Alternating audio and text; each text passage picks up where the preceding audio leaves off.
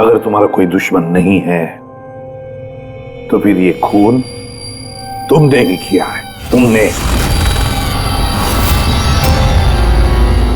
अपने पिताजी की मौत का बदला लेने के लिए, और वो भी उनकी बरसी के दिन। सर, मेरा बदला लेने की कोई मेंटालिटी नहीं है सर। मैं खूनी नहीं हूं सर, मैं एक सीआईडी ऑफिसर हूं। जहां तक पिताजी की बात है सर, मैंने तो उन्हें ठीक से देखा भी नहीं सर। मुझे तो ऐसा कुछ याद भी नहीं है जो उन्होंने हमारे साथ कोई अच्छा टाइम स्पेंड किया हो या हमारे साथ रहे हो।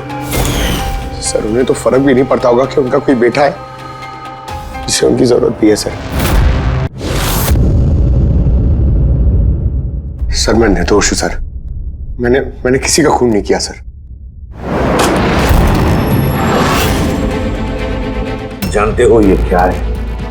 डीएनए रिपोर्ट है सर। फिर तो तुम्हें ये भी पता होगा कि इस रिपोर्ट में क्या लिखा है, और फिर भी तुम चाहते हो कि मैं मान लूं कि तुम निर्दोष हो, तुम गुनहगार नहीं हो। सर, आपने हमेशा हमें यह सिखाया सर कि सच से बड़ा दुनिया में कुछ भी नहीं है सर। इस केस की भी यही सच्चाई है सर। मैंने किसी का खून नहीं किया सर, मैं सच कह रहा हूं। अगर तुमने खून नहीं किया है तो फिर तुम्हारा खून उस हथियार पे कैसे पंकज? मुझे नहीं पता सर। कैसे नहीं पता तुम्हें? हा? ये जो तुम्हारे हाथ पर चोट लगी है, ये जो खून का निशान है, वो चीख चीख के कह रहा है कि गुनहगार तुम ही हो पंकज, तुम हो। सर, मैंने आपको बताया था सर, मैं ऑटो से जब ब्यूरो आ रहा था सब तब कटा था सर। ये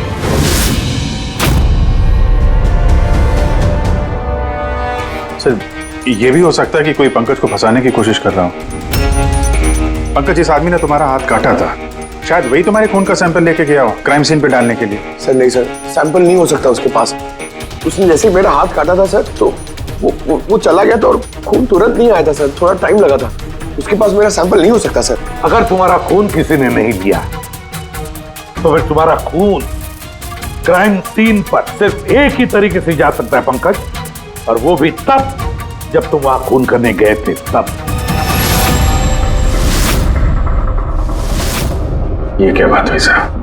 सर, अगर पंकज को झूठ बोलना होता, हमें गुमराह ही करना होता तो ये बोल सकता था कि इसका सैंपल कोई लेके चला गया है, मगर इसने सच बोला।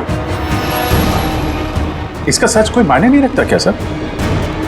हाँ अभिजीत, सच बहुत मायने रखता है, लेकिन फिलहाल इस केस का सच यही है कि इस खून का एक ही सस्पेक्ट है, और वो है पंकज।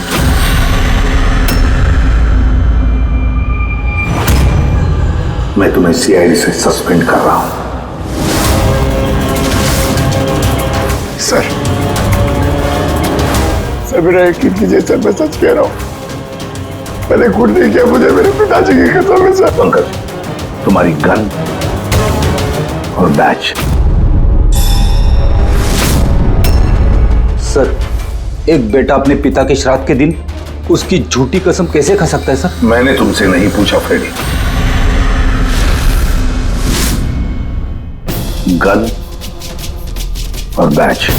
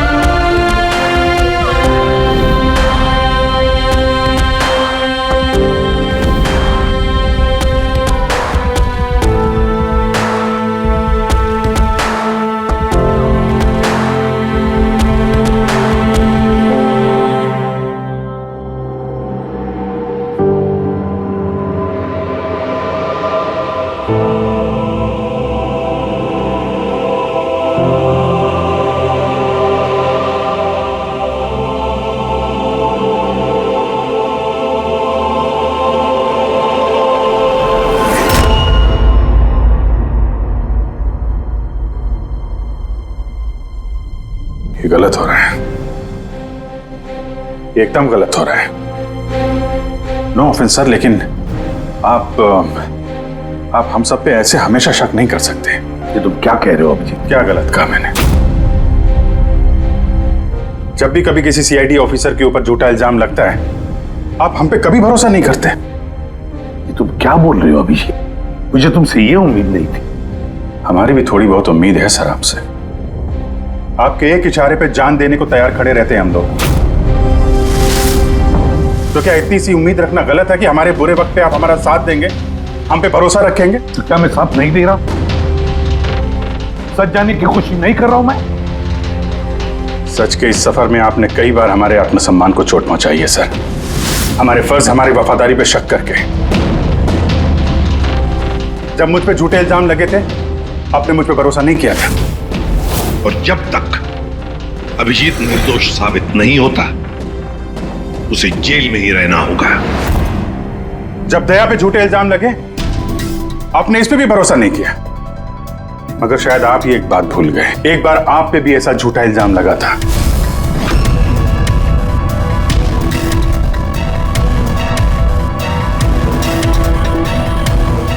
उस वक्त हम में से किसी ने भी आप पे शक नहीं किया था, बल्कि एक मजबूत दीवार बनकर सामने डटे खड़े रहे थे ताकि आपके ऊपर आंच ना आ सके। तो क्या आप वो हमारी हिम्मत, वो ताकत नहीं बन सकते सर? अभिजीत, मुजरिम से भी ज्यादा खतरनाक होता है एक इमोशनल सीआईडी ऑफिसर। तुम इमोशनल बन गए हो अभिजीत। मैं तुम्हें इस केस से हटा रहा हूं।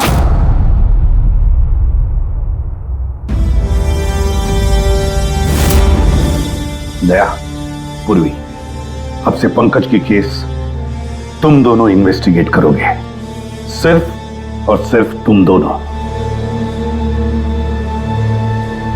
ठीक है सर।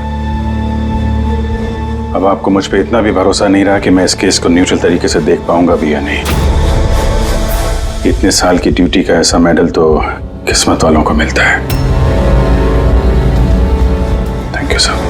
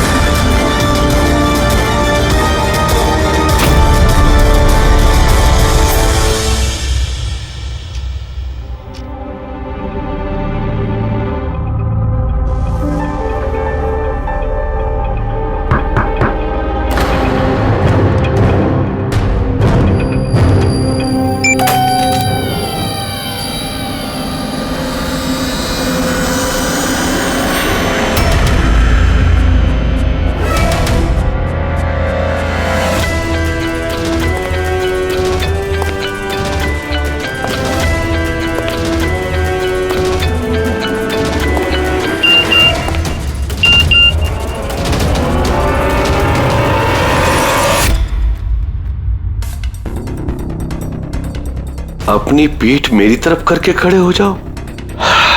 चलो ये भी करके देख लेते हैं।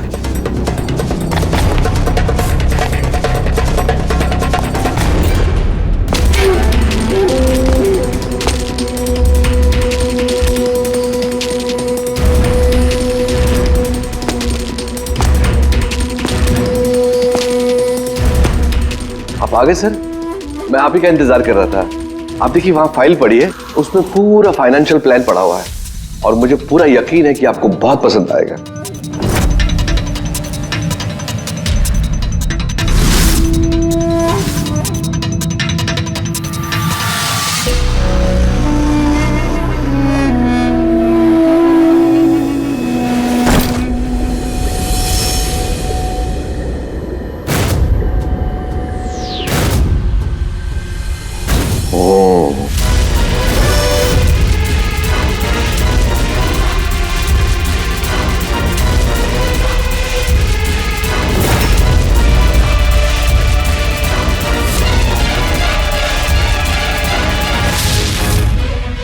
अरे ये तो नकली है।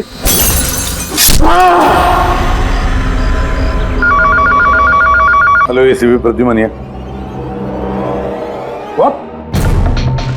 कब? अच्छा ठीक है।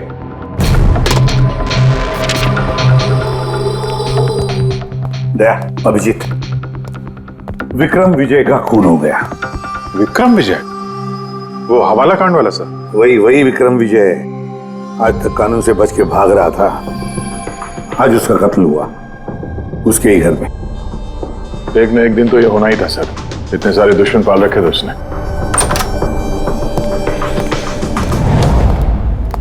सर रियली सॉरी सर, थोड़ा लेट हो गया।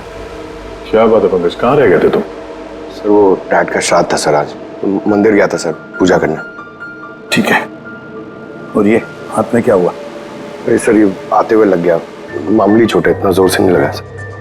ठीक है, तैयार हो जाओ, एक मर्डर केस आया हुआ है। अब ये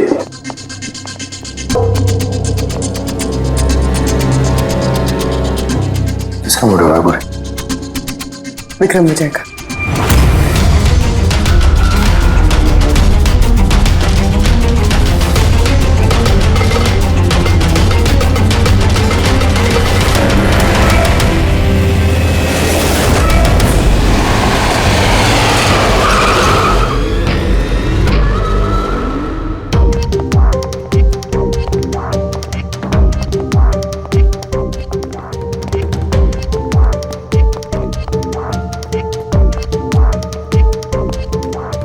CID? जी हाँ।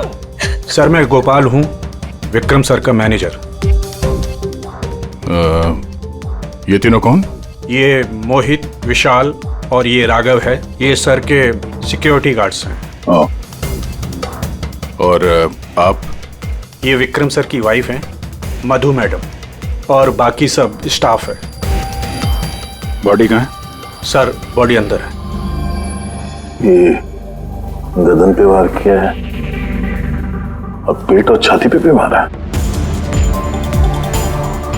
वो नहीं पक्का करना चाहता था कि किसी भी तरीके से ये बचने ना पाए।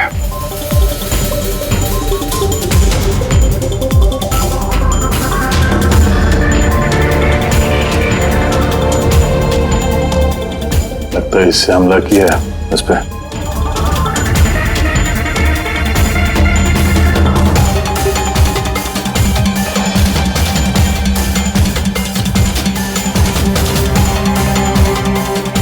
विक्रम के फोन पे आखिरी मैसेज किसी अननोन नंबर से आया। अपनी पीठ मेरी तरफ करके खड़े हो जाओ। पीठ मेरी तरफ मतलब वो आदमी इसको अपना चेहरा नहीं दिखाना चाहता था क्या?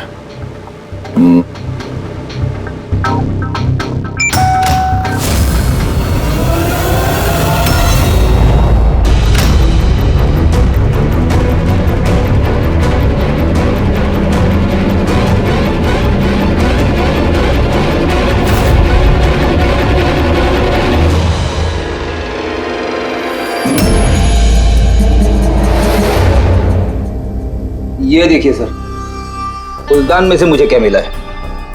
Audio recording device. Audio recording device? इस कमरे में जो भी बात हो रही थी वो कोई सुन रहा था। सर मैं उसका नाम तो नहीं जानती, पर वो जिस तरीके से तैयारियां करवा रहे थे उस हिसाब से तो लग रहा था जैसे वो उनका बहुत खास क्लाइंट हो और वो सिर्फ विक्रम से ही मिलना चाहता था। ये क्लाइंट विक्रम के कांटेक्ट में आया कैसे? सर मेरी वजह से। उसने मुझे पहले कांटेक्ट किया था। वो विक्रम साहब का पूरा इतिहास बहुत अच्छी तरह से जानता था और विक्रम सर उसके इस होमवर्क से बहुत इम्प्रेस हुए और उन्होंने मुझसे मीटिंग फिक्स करने के लिए कहा। तो आप उससे पहले मिले थे? नहीं सर, उसने कॉल किया था और वो भी प्राइवेट नंबर से।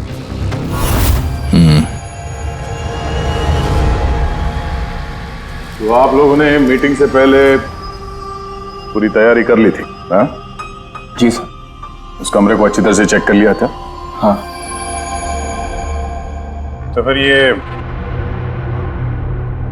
ऑडियो की रिकॉर्डिंग डिवाइस ये कमरे में कैसे पहुंची? सर ये कहाँ से आया? फ्लावर में। फ्लावर पॉट में?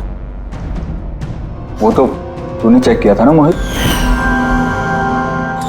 मैंने चेक किया था सर, लेकिन मुझे फ्लावर पॉट में दिखा नहीं था।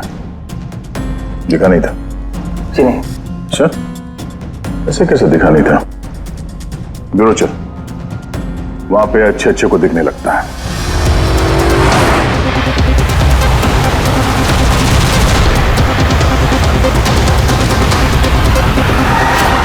मोहित पे नजर रखना। गोली मत चलाना।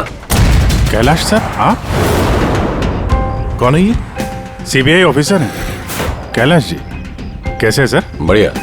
क्या बात है सर, आपने अचानक रास्ता रोक लिया? अभिजीत, मुझे वो आदमी चाहिए जो तुम्हारी सीआईडी की गाड़ी में बैठा है। मोहित? वो हमारा मुजरिम है सर, हम उसे ब्यूरो ले जा रहे हैं इंटेरोगेट करने के लिए। नहीं अभिजीत, वो मुजरिम नहीं है, एक सीबीआई अफसर है। क्या करें आप? ये मोहित सीबीआई ऑफिसर है? मगर सर ये तो वो गार्ड की नौकरी कर रहा था विक्रम के। दिखावा, सच को छिपाने के लिए। कैसा सच?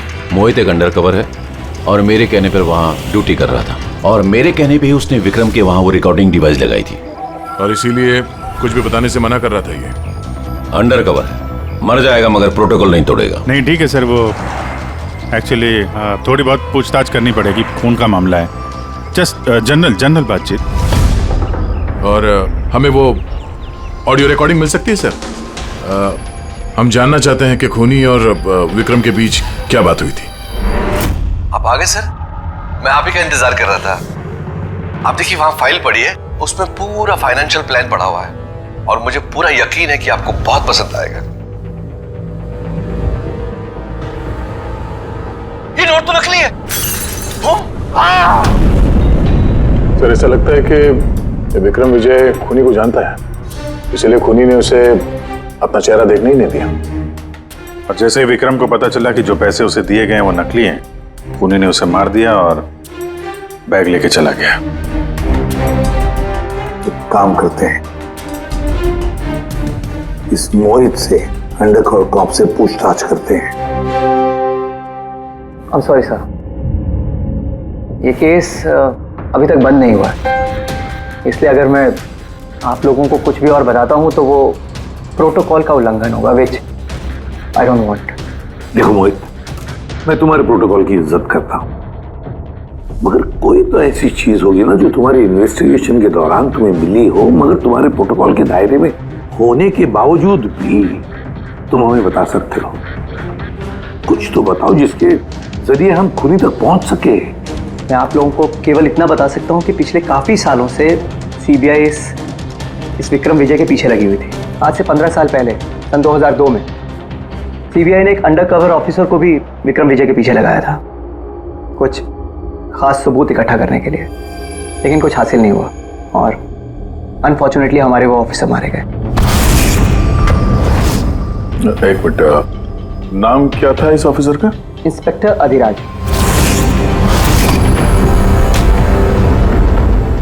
इंस्पेक्टर अधिराज।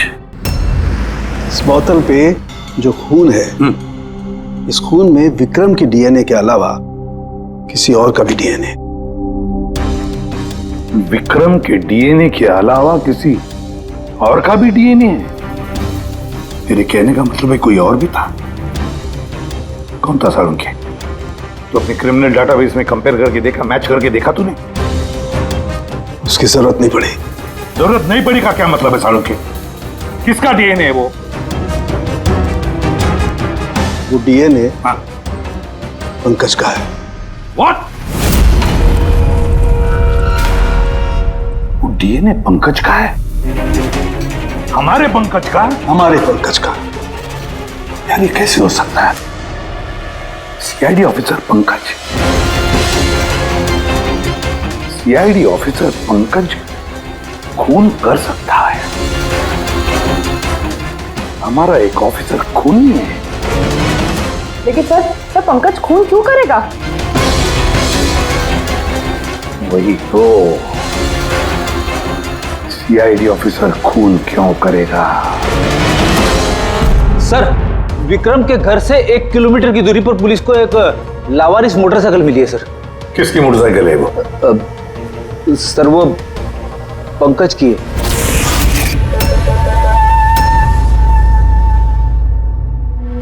लगा मुझे। क्या मतलब? पंकज की बाइक पड़ी है वहां पे और आप लोगों को हैरानी नहीं हुई?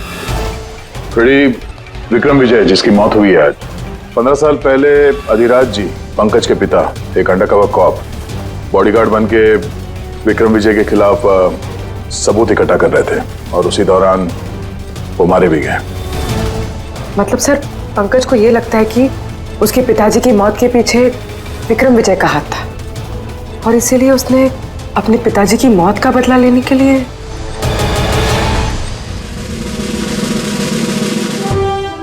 पंकज कहाँ है?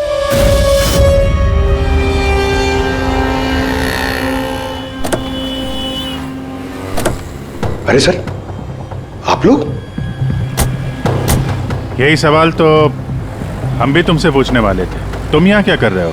तुम तो बीमार थे ना? अरे सर, बाइक चोरी हो गई थी मेरी। ये सामने पुलिस स्टेशन में रिपोर्टर कहानी आया था। ये देखिए। हमें पता है तुम्हारी बाइक कहाँ है। आप लोगों को कैसे पता सर?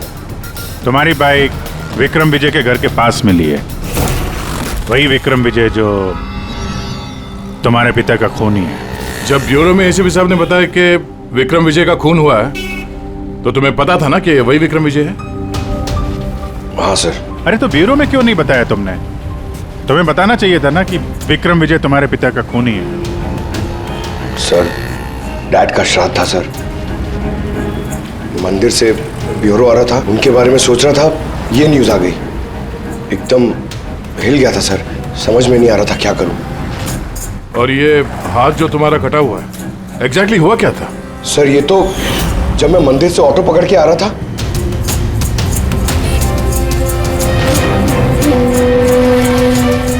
क्यों साहब? तो एक अनजान आदमी ये घाव देके चला गया, यूं ही बेवजह। सर मैं जानता हूँ यकीन करना थोड़ा मुश्किल है, लेकिन सच यही है सर। पंकज यार, तुम तो हमेशा बाइक पे ब्यूरो आते थे ना, अचानक ऑटो में कैसे आया? अचानक नहीं सर, मेरी बाइक तो 2 दिन से खराब पड़ी है। तो तुम्हारी खराब पड़ी हुई बाइक कोई लेकर गया, उसने उसे रिपेयर करवाया और ठीक होने के बाद उसे एक लावारिस जगह पे छोड़ दिया। वो भी संयोग से एक ऐसे इंसान के घर के पास छोड़ दिया जिसका आज ही खून हुआ और जो तुम्हारे पिता का खूनी भी है। सर, आप लोग मुझ पे शक कर रहे हैं? आप लोग को लग रहा है उस विक्रम विजय को मैंने मारा है?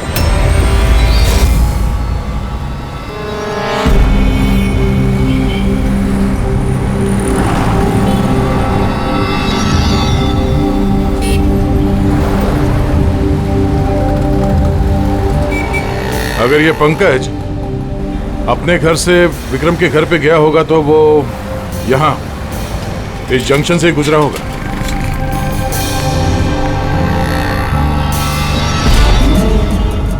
सर, सिग्नल पे सीसीटीवी कैमरा लगा हुआ है। इस सीसीटीवी कैमरा के फुटेज से पता चल जाएगा कि पंकज यहाँ से गया था उस बाइक पे या कोई और था वो।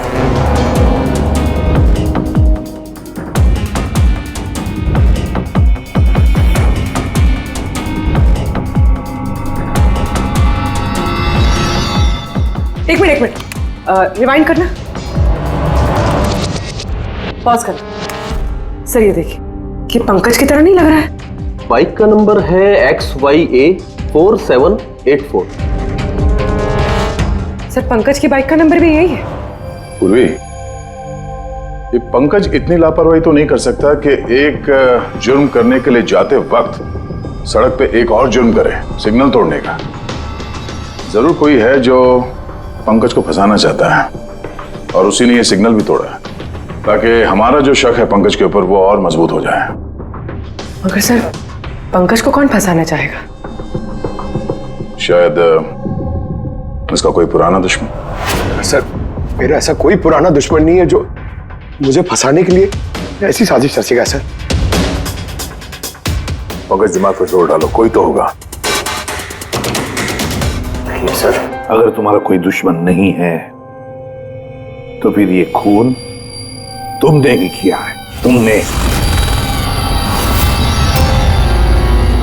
अपने पिताजी की मौत का बदला लेने के लिए, और वो भी उनकी बरसी के दिन। सर, मेरा बदला लेने की कोई मेंटालिटी नहीं है सर। मैं खूनी नहीं हूं सर, मैं एक सीआईडी ऑफिसर हूं। जहां तक पिताजी की बात है सर, मैंने तो उन्हें ठीक से देखा भी नहीं।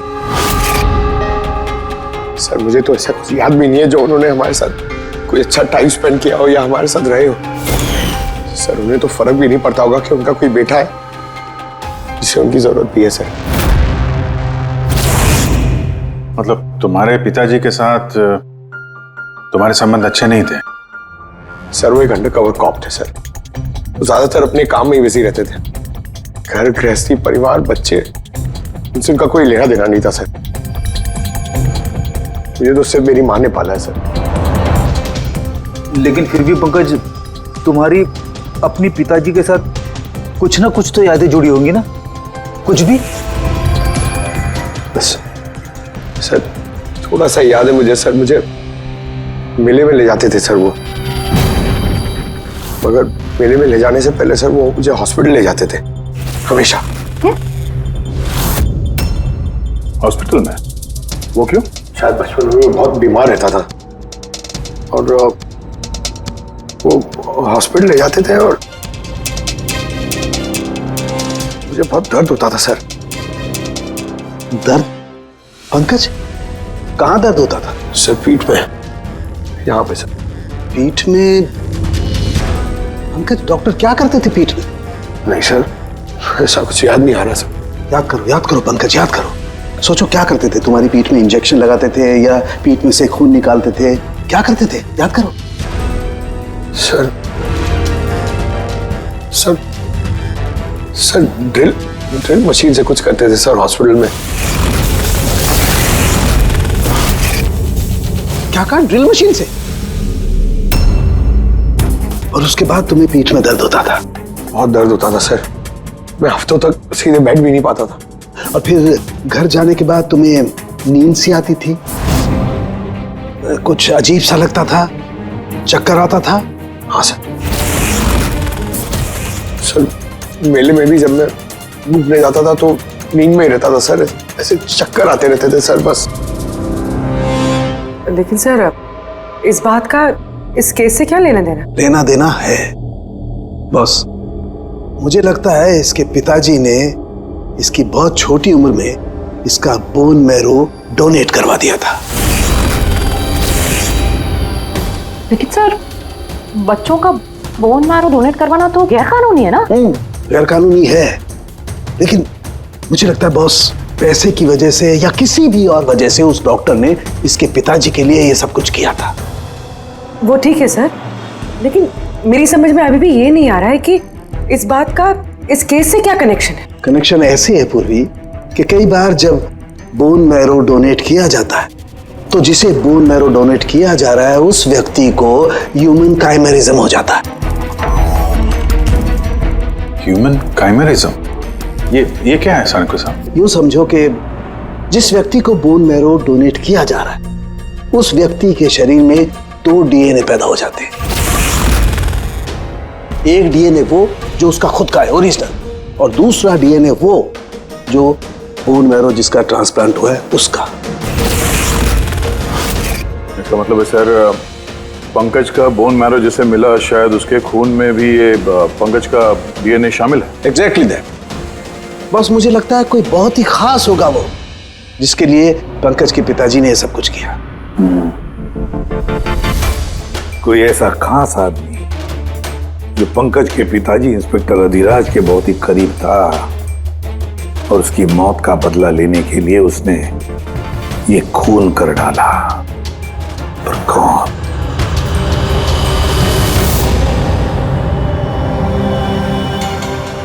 दया।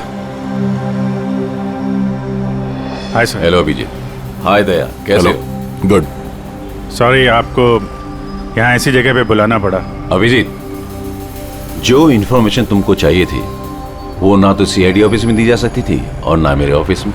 थैंक यू सर आपकी मदद के लिए।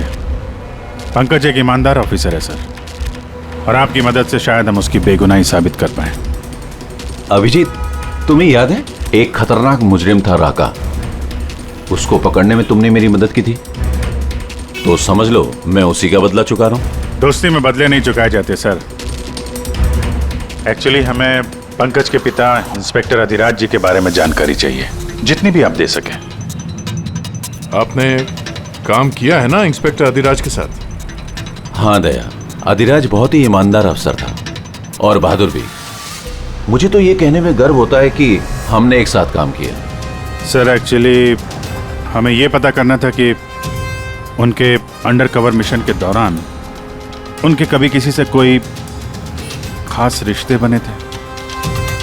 I mean, कोई नया परिवार, ऐसा कुछ। अभिजीत, ये जो अंडर कवर की दोहरी जिंदगी होती है, मुश्किल होता है जीना। एक पुलिस वाला भी तो इंसान ही होता है ना, और उसे भी वो चौकट कभी कभी नहीं लगनी चाहिए जो वो लांग गए। मतलब उनको भी किसी से प्यार हुआ था? उनका कोई दूसरा परिवार भी था? हाँ, अधिराज की दूसरी पत्नी बच्चे को जन्म देने के बाद गुजर गई। ओह, और अधिराज जी की मौत के बाद इस दूसरे बच्चे का क्या हुआ? ये राज हमेशा राज ही बना रहा कि अधिराज ने उस दूसरे बच्चे को कहाँ रखा, कैसे पाला, और वो बच्चा कहाँ गया, कभी किसी को नहीं मिला। और ये जो बच्चा है दूसरी शादी से, क्या उम्र रही होगी उसकी? ये पंकज से कोई 2-3 साल बड़ा होगा। शादी पंकज की माँ से पहले हुई थी, पर बच्चा दूसरी बीवी से पहले हुआ था। शायद उसे कोई बीमारी होगी जिसकी वजह से अधिराज जी ने पंकज का बोन मैरो उसे दिलवाया होगा। और अपने पिता की मौत का बदला लेने के लिए खून शायद पंकज के सौतेले भाई ने किया है। पर अब सवाल ये उठता है कि पंकज का ये सौतेला भाई है कौन और अभी कहाँ है? मुझे कुछ अंदाजा हो रहा है कि क्या हुआ होगा उसके साथ। कैलाश जी, हमें एक मदद और चाहिए। इस अंडर कवर मिशन के दौरान और कौन कौन लोग थे आपके साथ, उन सब की जानकारी चाहिए, और अधिराज जी की पूरी कुंडली भी। अभिजीत, ये जरा मुश्किल होगा। जानता हूं सर, ये थोड़ा मुश्किल है, लेकिन किसी की बेगुनाही साबित करनी है, और आप यकीन रखिए सारी इंफॉर्मेशन हमारे बीच में रहेगी, बस। ओके। अरे यार, और कितना इंतजार करना पड़ेगा? ये लोग टाइम पे आते क्यों नहीं?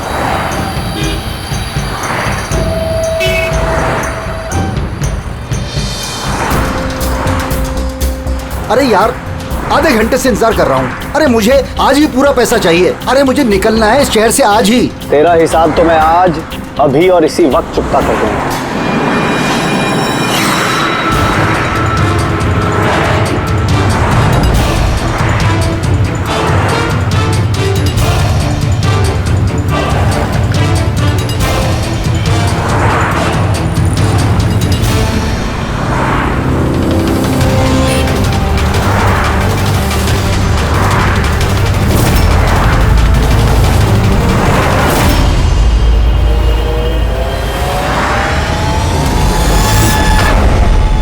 तेरा अकाउंट सीआईडी बंद करेगी। ये सर के सिक्योरिटी गार्ड्स हैं। नहीं अभिजीत, वो मुजरिम नहीं है, एक सीबीआई अफसर है।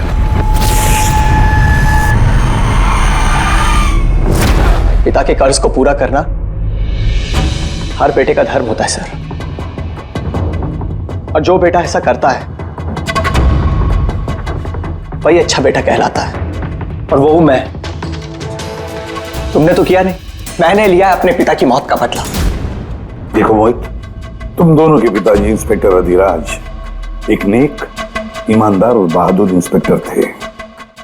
क्या लगता है तुम्हें, उन्हें तुम जैसे मुजरिम बेटे पर गर्व होगा या पंकज जैसे ईमानदार सीआईडी ऑफिसर पर? तो सच बात तो यह है कि पिताजी को हमेशा से इस पंकज पर गर्व था, और प्यार भी वो इससे ही ज्यादा करते थे। मुझे तो उन्होंने अनाथ आश्रम में डाल दिया था सर, ताकि उनके दूसरे परिवार पे कोई आंच ना आ सके। वो ये बात बताती तो हमारे पास आई क्यों नहीं? मैं तो भाई हूं तुम्हारा यार। हम दोनों मिलके पकड़ते विक्रम को, और कानून के रास्ते। नहीं चाहिए थी मुझे तुम्हारी मदद। हमारे पिताजी के कातिल को कैसे पकड़ना है और कैसे उससे बदला लेना है, ये सारी प्लानिंग मैंने कर रखी थी सर, बहुत सालों से। और यही कारण है कि मैं सीबीआई ऑफिसर बना, और ठीक हमारे पिताजी की तरह ही एक अंडरकवर ऑपरेशन पे गया विक्रम विजय के खिलाफ। लेकिन इस बार उसे सजा दिलवाने के लिए नहीं सर, बल्कि उसे खत्म करने के लिए। एक सीबीआई ऑफिसर होकर भी तुमने जुर्म किया। तुम जैसे लोगों की वजह से ही लोग कानून पर विश्वास करने से कतराते हैं। इस काम में केतन ने तुम्हारी मदद की थी ना? हाँ सर, केतन भी मेरे पिताजी के साथ काम करता था। वो भी एक अंडरकवर कॉप था। उसी ने मुझे सब कुछ बताया और उसके बताने से ही मुझे पता चला कि बचपन में मेरा एक ऑपरेशन भी हुआ था। और जब तुम्हें पता चला कि तुम्हारे खून में 2 डीएनए, एक तुम्हारा दूसरा मेरा, तो तुमने खून करके मुझे ही फंसा दिया। हाँ, और इसीलिए मैंने अपना खून बहाकर उस हथियार पे डाल दिया था और उसके बाद तुम्हारा हाथ काटा ताकि एक तीर से 2 निशाने लग जाए। मेरे दोनों दुश्मन, हमारे पिताजी का कातिल वो Vikram Vijay. Hello Kailash sir. Sir, मैंने विक्रम विजय के रूम में ऑडियो डिवाइस लगा दिया।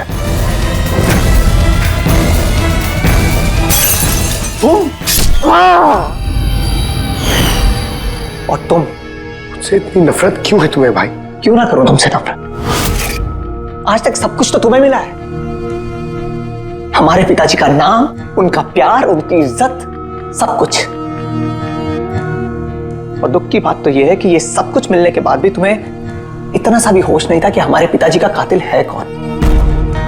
सर, अगर आज मैं नहीं होता तो हम दोनों के पिताजी का कातिल आज भी जिंदा होता और खुला घूम रहा होता।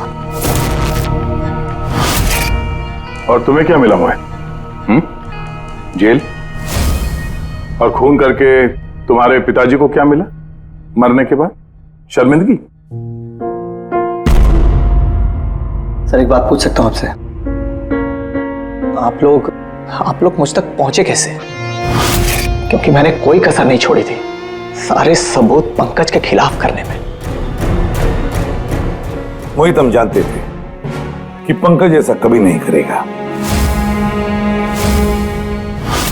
और रही बात तुम तक पहुंचने की, जब हमें 2 डीएनए के बारे में पता चला तो हमने तुम्हारे पिताजी इंस्पेक्टर अधिराज का बैकग्राउंड चेक किया। उसमें हमें पता चला कि उनका और भी एक बेटा है, तुम। और फिर बस हमने उस बेटे की पूरी कुंडली निकाली, मतलब तुम्हारी। और फिर सारा मामला समझ में आ गया। बहुत गलत किया तुमने मोहित, बहुत गलत किया। कानून तुम्हें कड़ी से कड़ी सजा देगा, शायद उम्र कैद या फांसी।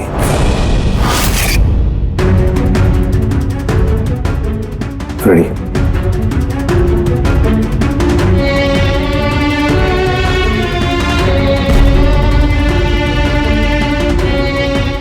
Ready sir.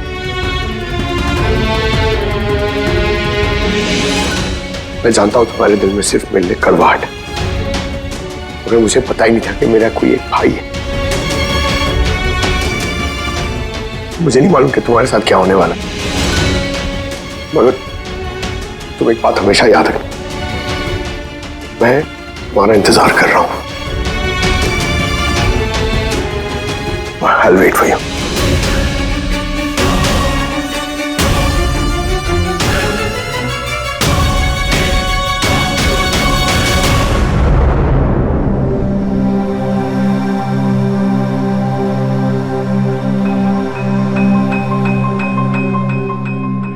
पंकज, देखो, तुम्हारे में ये जो अच्छाई है ना, इसे कायम जिंदा रखना, कायम। Welcome back to CID. Thank you sir. Sir, I am sorry sir. आप सही कह रहे थे। इमोशनल होके मैं कुछ जरूरत से ज्यादा ही बोल गया सर। I am sorry. देखो अभिजीत, तुम सब लोग मेरे लिए ना सिर्फ सीआईडी ऑफिसर्स हो, बल्कि मेरा गुरूर हो, मेरा आत्मविश्वास हो, मेरी ताकत हो। और एसीपी प्रद्युमन ने आज तक अपनी ताकत पर कभी शक नहीं किया और ना कभी करेगा। इम्तिहान की घड़ियां तो आती है और आती रहेंगी भी, मगर फर्ज की राह पर चलते वक्त अगर अपने बेटे पर भी गोली चलाना क्यों न पड़े, हाथ कांपने नहीं चाहिए।